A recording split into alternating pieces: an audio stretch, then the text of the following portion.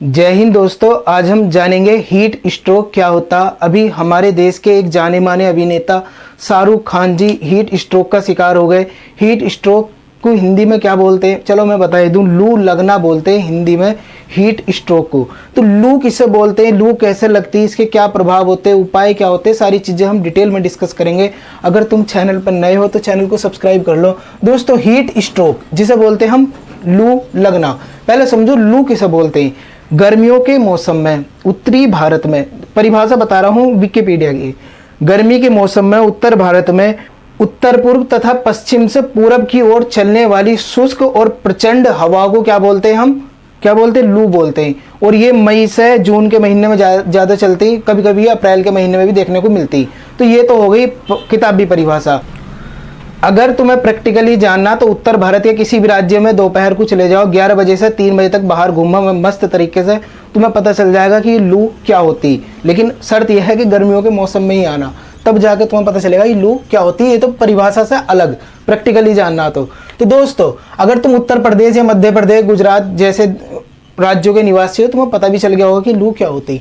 Heat stroke, इसके लक्षण देख लो। दरअसल होता क्या, हमारे शरीर का जो नॉर्मल टेम्परेचर है वो रहता है लगभग 97 डिग्री फ़ारेनहाइट। अगर हम सेल्सियस में देखें लगभग 37 डिग्री सेल्सियस तक रहता। लेकिन जैसे ही हमारे शरीर में लू लगती, अचानक से टेम्परेचर बढ़कर 106 डिग्री फ़ारेनहाइट हो जाता।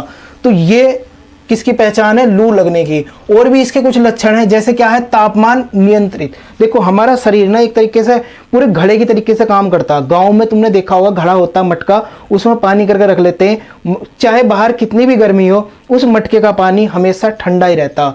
क्यों? क्योंकि उसमें से थोड़ा सा, मटके में से हल्का हल्का पानी बाहर को रिसता रहता। तो इस वजह से जो मटके का अंदर का टेम्परेचर है वो बिल्कुल नॉर्मल रहता, उससे घटता बढ़ता नहीं है और पानी ठंडा रहता। तो दोस्तों, इसी तरीके से हमारी बॉडी काम करती। हमारी बॉडी क्या है, जैसे ही हमें गर्मी लगेगी हमें पसीना आना शुरू हो जाएगा, वो हमारे बॉडी टेम्परेचर को कंट्रोल करने का काम करेगा। लेकिन जैसे ही लू लगेगी सबसे पहले ये काम खत्म होगा, तुम्हारे शरीर से पसीना निकलना बंद हो जाएगा, टेम्परेचर एकदम हाई हो जाएगा। तो इससे क्या होगा, पसीना नहीं आने का और जी मिचलाने जैसी समस्या तुम्हें देखने को मिलेगी। और दोस्तों, मैंने तुम्हें इसके बारे में बता दिया कि शरीर जो है हमारा टेम्परेचर को नियंत्रित नहीं कर पाता, एक तरीके से उसका पूरा सिस्टम हैंग हो जाता है हमारे शरीर का। हम शरीर हमारा ये नहीं समझ पाता कि अब इसे टेम्परेचर को अपने शरीर मतलब बढ़ाए या घटाए। तो इस वजह से हमारे शरीर का टेम्परेचर नियंत्रित नहीं रह सकता, जी मिचलाने लगता है, लाल निशान त्वचा पे देखने को मिलते हैं, धड़कने, हार्ट बीट अपने आप ही तेज होने लगती, दिल घबराने लगता और सोचने समझने की शक्ति बिल्कुल खत्म हो जाती। जब लू लगती ना, सबसे पहले यही होता कि सोचने समझने की शक्ति बिल्कुल खत्म हो जाती और बुखार जैसी समस्या भी देखने को मिलती। और अगर कभी कभी ये भी होता है कि पेट खराब हो जाता, उल्टी दस्त जैसे सिस्टम भी देखने को मिलते हैं। अगर इनमें से किसी भी सिस्टम के तुम शिकार हो, उत्तर भारत के रहने वाले हो और तुम्हें लगता है कि हाँ ये मेरी जो ये बीमारी लगी है या ये लक्षण जो देखने को मिल रहे हैं ये लू की वजह से हो सकते हैं, तो लापरवाही ना करो, तुरंत डॉक्टर के पास जाओ, उपचार लो। इसका कारण क्या है, मैंने ये तो बता दिया तुम्हें कि लू लगेगी, कैसे पता कैसे चलेगा, लक्षण क्या है, लेकिन कारण देख लो क्या है। कारण देखो दोस्तों, मैं तुमसे बता रहा ना, गर्मियों के मौसम में ही होता। अभी मैं वीडियो बना रहा, गर्मियों का मौसम चल रहा, अभी तुम देख सकते हो कितना पसीना आ रहा।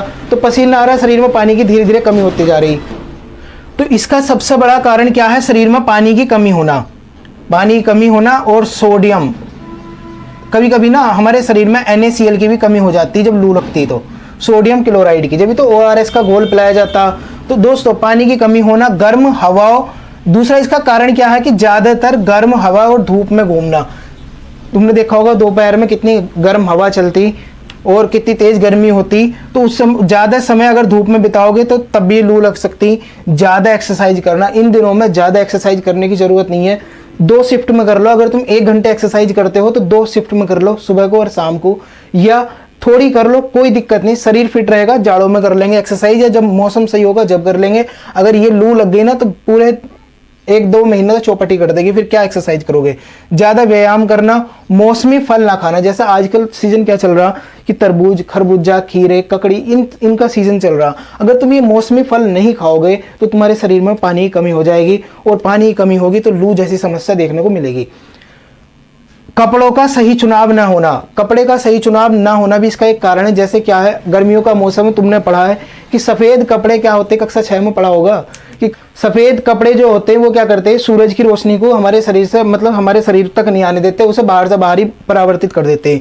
लेकिन जैसे काले कपड़े हो गए वो क्या करते हैं, जो सूरज की उष्मा होती है, सूरज की किरणें होती है, उसे ऑब्जर्व कर लेते हैं, उससे शरीर में हीट पैदा हो जाती, गर्मी लगने लगती। तो कपड़ों का सही चुनाव होना ज़्यादा जरूरी है। सूती कपड़े पहनो तो उससे ज़्यादा तुम गर्मी से बचे रहोगे। उपाय क्या है, अगर किसी को लू लग जाए तब क्या होगा, मैंने तुम्हें बताया। अगर किसी को लू लगे तो क्या होगा, गीले कपड़ों से शरीर को पोंछें।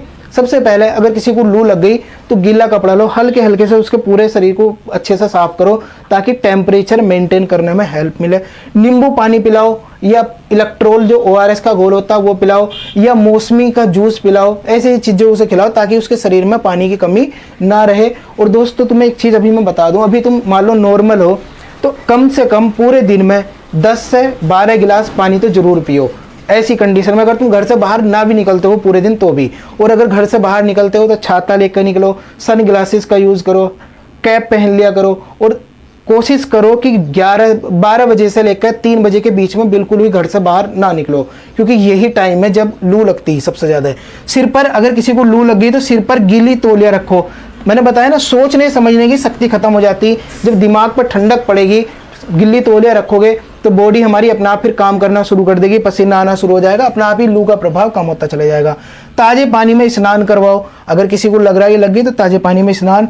और दोस्तों इन दिनों में लोग क्या करते हैं, पानी की कमी पूरी करने के लिए ज़्यादातर कोल्ड ड्रिंक यानी कि सॉफ्ट ड्रिंक, कोल्ड ड्रिंक, ये कॉफ़ी चाय जैसी चीज़ों का सेवन करते हैं।